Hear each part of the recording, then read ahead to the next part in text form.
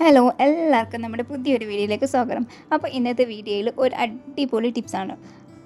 പിഗ്മെൻറ്റേഷനൊക്കെ മാറി കിട്ടി മുഖം നല്ല ക്ലിയർ ആക്കാൻ വേണ്ടിയിട്ടുള്ള ഒരു അടിപൊളി ടിപ്സ്. അപ്പോൾ അതിനകത്ത് ആദ്യം വേണ്ടതെന്ന് വെച്ചാൽ ഒരു പാൻ നന്നായിട്ട് ചൂടാക്കുക.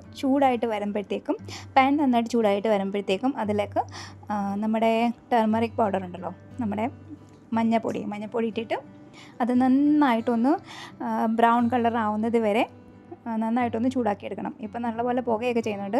അത് കരിയൊന്നും ചെയ്യില്ല.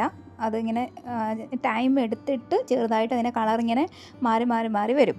അപ്പം ഇത് കുറേ നല്ല ഫാസ്റ്റിൽ വയ്ക്കരുത്. ഗ്യാസ് നല്ല സ്ലോയിൽ തന്നെ വെച്ചിരിക്കണം. ഗ്യാസ് സ്ലോയിലായിരിക്കണം.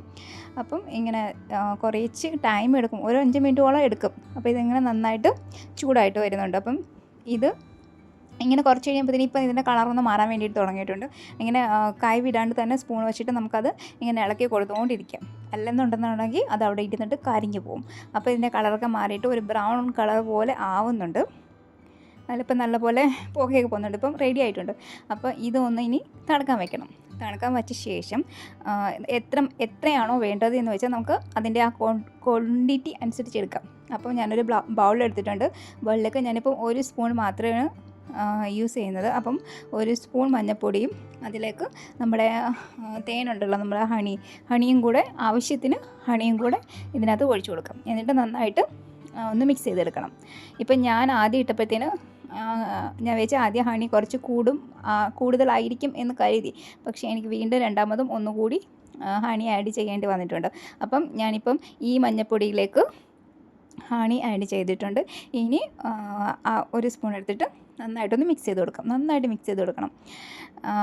എന്നിട്ട് ഇപ്പം എനിക്ക് വീണ്ടും അതൊന്നും കൂടി കുറച്ചും കൂടി ഒന്ന് ഇടേണ്ടി വന്നിട്ടുണ്ട് ഹണി.